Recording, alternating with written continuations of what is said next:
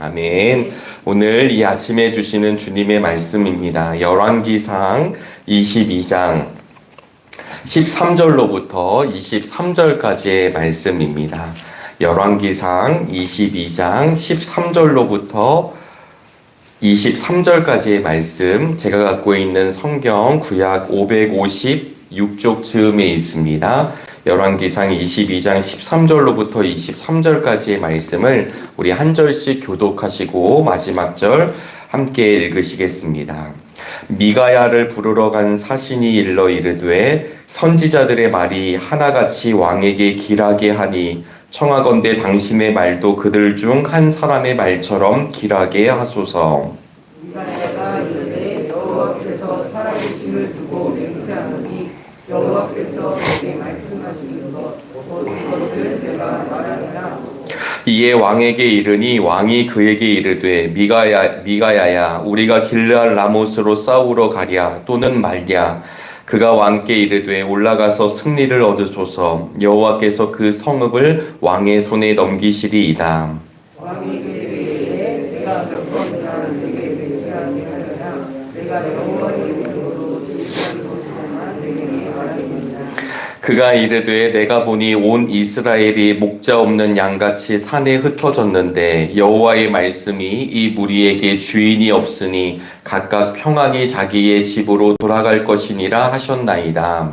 이스라엘 왕이 여호사밧 왕에게 이르되 다른 사람이 내게 대하여 그런 것이 일어나지 아니하고 충만한 것을 일어나겠다고 당신에게 말씀하지 아니하였나이다. 미가야가 이르되 그런즉 왕은 여호와의 말씀을 들으소서. 내가 보니 여호와께서 그의 보좌에 앉으셨고 하늘의 만군이 그의 좌우편에 모시고 서 있는데 여호와께서 말씀하시기를 누가 홀되어 그를 길르앗 라못에 올라가서 지키하려고 하시니 하나는 이렇게 하겠다 하고 또 하나는 저렇게 하겠다 하였는데 한 영이 나와 여호와 앞에 서서 말하되 내가 그를 꾀겠나이다. 여호와께서 그에게 이르시되 어떻게 하겠느냐. 이르되 내가 나와서 거짓말하는 영이여 그의 모든 선지자들에게 아니라 여호와께서 이르시되 너는 깨고 또 이르리라. 나가서 그리하라 하셨으니. 우리 함께 읽겠습니다. 이제 여호와께서 거짓말하는 영을 왕의 이 모든 선지자의 입에 넣으셨고 또 여호와께서 왕에 대하여 화를 말씀하셨나이다. 아멘. 네, 오늘도 거룩한 날 함께 생명으로 건강으로 우리 주님을 예배하고 찬양하고 또 함께 기도할 수 있어서 감사합니다. 특별히 오늘 저희들이 함께 읽은 말씀은 열왕기상의 22장 마지막 장면에 있는 말씀이고요.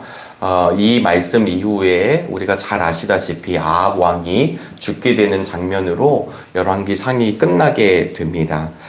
사실은 열왕기 상하의 말씀을 잘 보시면 결과적으로는 북이스라엘도 망하게 되고 남유다도 망하게 되는 아주 긴 이야기들이 펼쳐지게 됩니다. 또 북이스라엘의 이야기도 하게 되고 남유다의 이야기도 하게 돼서 사실은 성경을 따라 읽기가 꽤 난해하다라는 생각이 들 때도 있습니다. 그러나 이 열왕기서의 핵심은 왜 이스라엘이 망할 수밖에 없었는가를 이 왕들의 이야기, 백성들의 이야기를 통해 보여주고 있습니다. 결국은 오늘 등장하는 아합 왕이 북이스라엘의 왕이고요. 여호사밧이 남유다의 왕인데 지금 이 북이스라엘 왕과 남유다 왕이 함께 있는 장면을 보고 계십니다. 그렇게 있을 수 있었던 이유는 무엇이냐면 아합과 이세벨의 딸인 아달랴와 그리고 여호사밧의 아들 여호람이 결혼을 했기 때문이죠.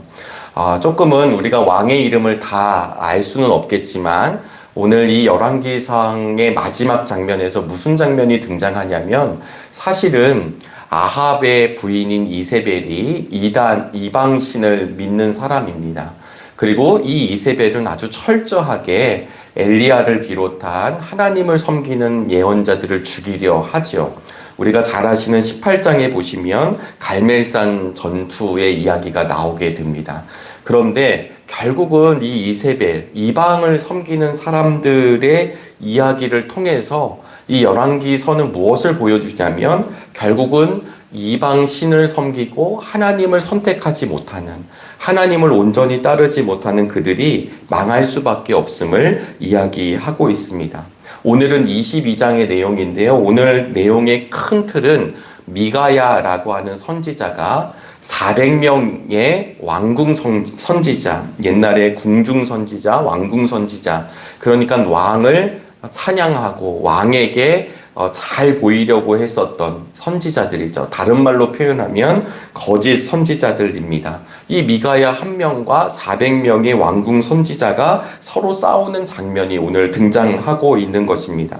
그 왕궁 선지자의 대표적인 예언자가 대표가 시드기야라는 사람이었습니다. 오늘 저희들은 성서 일과에 따라서 13절부터 말씀을 읽었지만 22장 1절에 보면 아람과 이스라엘 사이에 전쟁이 없이 3년을 지냈더라. 3년 동안 전쟁이 없었지만 전쟁이 아예 없었던 것이 아니라 원래는 전쟁을 치르고 있었다는 이야기가 됩니다. 원래는 이스라엘 왕이었던 이 아합이 아람의 왕 벤하닷을 2번이나 이깁니다. 왜냐하면 하나님이 벤하닷을 넘겼기 때문이죠. 그런데 아합은 자기의 이름과 자기의 유익함을 위해서 사로잡은 벤하닷을 살려놓아 줍니다. 그리고 벤하닷은 무엇을 약속하냐면 예전에 너희에게 너희 아버지에게서 빼앗은 땅을 우리가 다시 이 아람이 돌려주겠노라고 약속을 받아냅니다. 근데 문제는 그 약속이 지켜지지 않게 되는 거죠. 그래서 이 남유다의 여호사밧 왕이 왔을 때 이 아합이 뭐라고 얘기하냐면, 야, 우리 힘을 합쳐서 저 아람을 다시 한번 공격하자. 저 아람을 이기자라고 하는 이야기를 하게 되고요. 이럴 때 예언자들은 무슨 얘기를 합니까? 라고 물었을 때 400명의 이 왕궁 선지자들은 하나같이 아합이 이길 것이다, 이렇게 얘기를 하는데 이 여호사밧이 조금 이상했습니다. 그래서 혹시 또 다른 예언자는 없습니까? 또 다른 선지자는 없습니까? 라고 해서 등장한 인물이 오늘 미가야라고 하는 이름 사람입니다. 우리 22장 9절 말씀인데요. 함께 읽어보실까요? 이스라엘의 왕이 한 내시를 불러 이르되 이물라의 아들 미가야를 속히 오게 하라 하니라. 네, 그래서 미가야가 등장을 하고 이야기하는 장면이 오늘 13절부터 이야기합니다. 우리 13절에 보시면 예전 성경에서는 어떻게 표현했냐면, 예전 성경에서는 이렇게 표현했습니다. 선지자들의 말이 여출일구하여 왕에게 길하게 하니 청컨대 당인의 말도 저희 중에 한 사람의 말처럼 길하게 하소서. 사신이 이제 이 미가야를 데리러 가는데요. 이 사람이 뭐라고 얘기하냐면, 모든 여출일구, 예전 성경에서 이렇게 표현을 했는데 똑같은 입으로 다 하나같이 우리 아합 왕이 이길 거라고 예언을 했으니까 당신도 그렇게 예언을 하는 게 좋겠습니다 라는 말로 오늘 본문이 시작됩니다. 여러분, 이 말씀에서 무엇이 느껴지나요? 아합 왕은 하나님 보시기에 참 악했던 왕입니다. 그런데 그런 아합 왕도 하나님이 돌이키시길 원하셨고, 그리고 그 북이스라엘의 백성들도 하나님으로 다시 하나님을 잘 섬기기를 돌이키기를 원했지만 끝끝내 그들은 자신의 목적과 이 길을 따라 걸어가게 되고, 그 주변에 있었던 수많은 예언자들이 뭐라고 얘기하냐면, 왕이 이길 것이라고, 아합 왕이 길란 라본에서 이길 것이라고 하는 이야기를 하고 있습니다.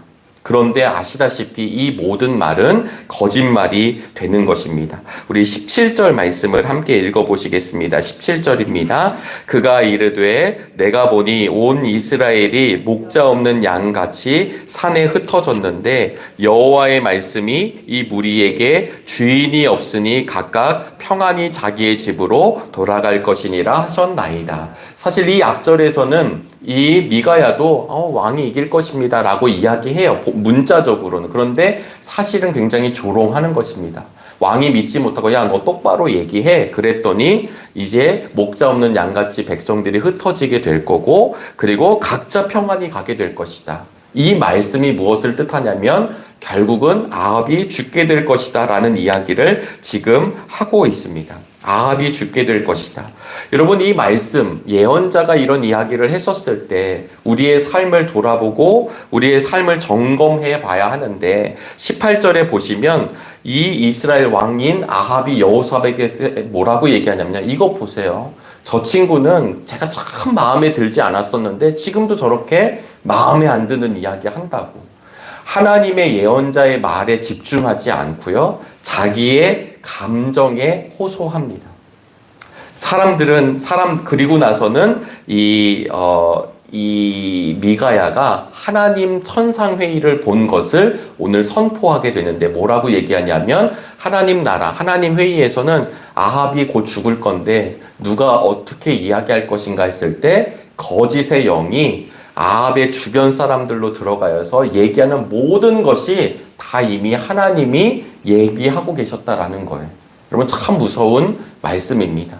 아합 왕이 400명에게 물었을 땐 다 하나같이 아왕 이길 것입니다. 우리가 아람을 이길 것입니다. 당신은 승승장구할 것입니다. 라는 이야기인데 하나님 나라에서 하나님 회의에서는 뭐라고 벌써 표현했냐면 거짓의 영이 이미 400명을 다 붙들고 있어서 거짓말하게 할 것이라고.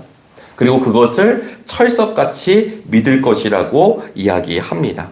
오늘 본문 저희들 23절을 보셨지만 24절에 이런 표현이 나옵니다.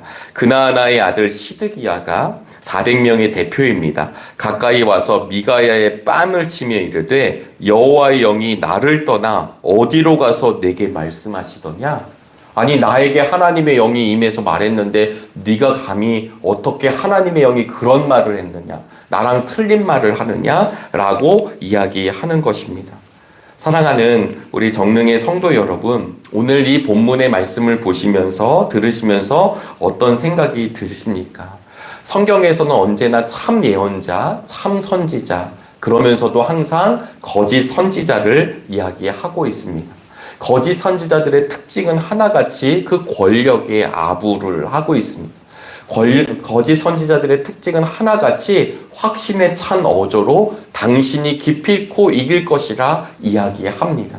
그러나 하나님의 사람들은 하나님께 바알에게 무릎 꿇지 않는 7,000명의 선지자, 예언자가 있을 것이라고, 그런 사람이 있을 거라고 말씀해 주셨는데요. 그 중에 한 명이었던 이 미가야는 그 권력 앞에 자신의 생명이 왔다 갔다 하는 앞에 400명이라고 하는 자신들도 선지자라고 하는 사람들 앞에 조금도 엎드려지지 않습니다. 왜냐하면 하나님의 참 말씀을 알았기 때문입니다.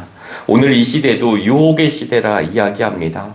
오늘도 수많은 사람들이 예수님의 이름을 팔기도 하고 수많은 사람들이 교회에 마땅한 길이라 이야기하면서 자신의 목적과 자신의 부름을 위해 이야기하는 수많은 사람들이 있음을 여러분 기억하시기를 바랍니다.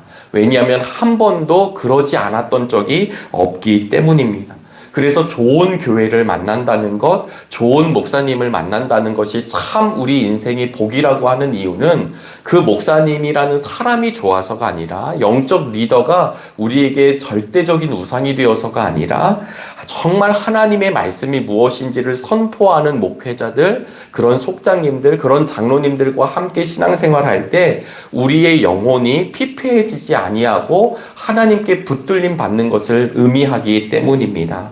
사랑하는 여러분, 오늘도 왕들은 일희일비합니다. 왜 일희일비하냐면 나에게 듣기 좋은 말이 무엇일까? 사실 우리는 이것이 왕들의 문제 같고 예언자들, 어쩌면 영적 리더의 문제 같지만 이 시대에도 수많은 사람들이 자기의 귀를 듣기 좋아하는 말에 얼마나 유혹당하는지 모릅니다. 얼마 전에 여러분들도 아시겠지만 출간된 책 가운데 미움받을 용기라고 하는 책도 있습니다. 누군가로부터 미움을 받는 것 원하는 사람 한 명도 없습니다. 이왕이면 칭찬을 받고 싶고, 이왕이면 격려를 받고 싶고, 이왕이면 정말 사랑한다는 이야기를 듣고 싶죠. 누가 믿고 싶겠습니까? 그런데 이 미움받을 용기는 철저하게 개인의 어떤 삶에 대해서 이야기하면서 모든 사람으로부터 칭찬받으려고 하는 그것을 내려놓으라고 이야기합니다. 그래야 당신의 영혼이, 당신의 마음이 살아날 수 있다는 이야기가 이 미움받을 용기라고 하는 책에서 등장합니다. 사랑하는 여러분, 신앙생활도 마찬가지입니다. 어제도 속회 공과를 하면서 말씀드렸지만 세상에 있는 사람들은 언제나 교회를 다니는 사람들을 이해하지 못합니다. 왜 저 길을 갈까?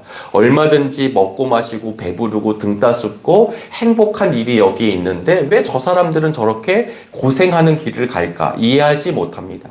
이해하지 못하는 그들이 이해 못하는 것으로 끝나지 않고 그 가는 사람들을 향해 손가락질을 할 때가 있고 비아냥거릴 때가 있고 욕할 때가 있다라는 것이 성경은 언제나 우리에게 말씀해 주십니다. 오늘 본문 14절에서 미가야가 이야기하는 장면을 세 번역으로 제가 읽어드리겠습니다. 주님께서 살아계심을 두고 맹세하지만 나는 다만 주님께서 말씀하신 것만을 말하겠습니다. 저는 이 시대의 미가야들이 우리가 될 수 있기를 주님의 이름으로 부탁을 드립니다. 주님이 말씀하신 것만을 말할 수 있고 또 주님이 말씀하신 것만을 붙잡고 살아갈 수 있기를 간절히 바랍니다. 거짓 예언자들은 왕 살 것입니다. 당신은 형통할 것입니다. 당신은 성공할 것입니다. 당신은 승리할 것입니다. 라고 이 땅 가운데 형통을 이야기하지만 사실 우리 하나님께서는 이 예언자들을 통해 진짜 형통이라고 하는 건 무엇이냐? 바로 이방신을 섬기고 다른 것을 붙잡는 것이 아니라 참 신이시고 참 하나님을 붙잡는 것이 형통하게 되는 것이라고 역설적으로 말씀해 주고 계십니다. 우리 모두가 하나님의 돌이키시는 역사 앞에 아멘으로 나아갈 수 있기를 간절히 바랍니다. 그리고 우리의 귀를 때로는 혼란케 하고 유혹케 하는 달콤한 소리에 우리의 영혼이 넘어가지 않게 되기를 간절히 바랍니다. 정말 우리를 원하는 길이 무엇인지, 우리가 정말 말씀 앞에 사는 것이 무엇인지, 이 시대에 정말 주님의 손과 발로 사는 것이 무엇인지를 여러분 정말 선포되는 메시지와 우리에게 기록된 말씀을 통해 분명하게 점검하시기를 주의 이름으로 축복합니다. 마땅히 그 길을 걷는 오늘 하루가 되시기를 주의 이름으로 축원합니다. 기도하시겠습니다. 하나님, 오늘도 은혜를 베풀어 주심에 감사합니다. 어느덧 11월 넷째 주를 맞이하려고 하고 있습니다. 하나님, 이 시간의 흐름 속에 우리의 삶이 우리를 붙들어 주신 하나님을 바라볼 수 있도록 주님 함께하여 주시옵소서. 특별히 추수감사 봉헌을 했던 우리 정릉교회의 헌신, 사랑 그 라면을 하나님 오늘 정릉 2동과 정릉 4동과 우리 서울역 노숙인들을 위한 드림시티 교회를 위해서 하나님 전달할 예정입니다.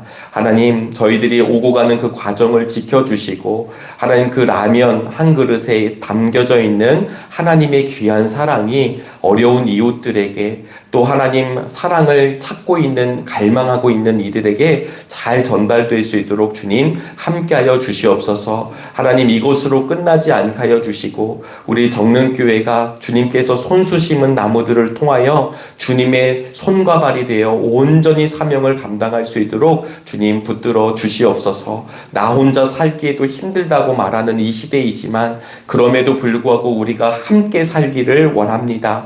우리 주님이 꿈꾸는 그 공동체를 위하여 오늘도 아멘하며 나아갈 수 있도록 붙들어 주시옵소서. 하나님, 또 우리 내일은 성탄 점등식도 준비하는 가운데 있습니다. 각 총회들과 당회들을 하나님이 새로운 한 해를 마무리하고 새로운 한 해를 준비하는 이때에 주님 지혜를 더하여 주시어서 하나님 기뻐하시는 귀한 비전을 함께 나누기를 원하며 그것을 위해 다시 한번 한 해를 결산하고 또 새로운 한 해를 바라보는 믿음의 눈을 우리 모두에게 허락하여 주시옵소서. 하나님, 환절기이기도 합니다. 감기로 독감으로 또 여러 가지 환절기 질환으로 어려움 당하지 아니하도록 하나님 건강으로 함께하여 주시옵시고 그 강건한 몸으로 주님을 찬양하고 예배하는데 부족함 없도록 우리들을 사용하여 주시옵소서. 특별히 하나님, 오늘 주신 말씀처럼 하나님 참 예언자 거짓 예언자의 늘 대결이 있는 이 시대를 살아가고 있습니다.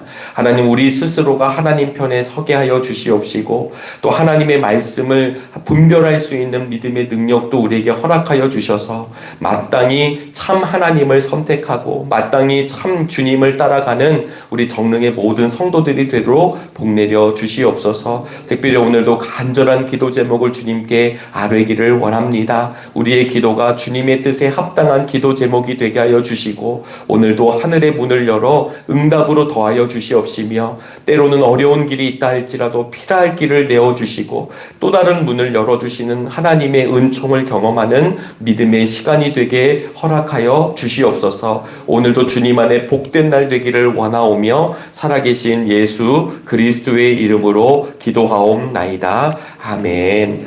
하늘에 계신 우리 아버지여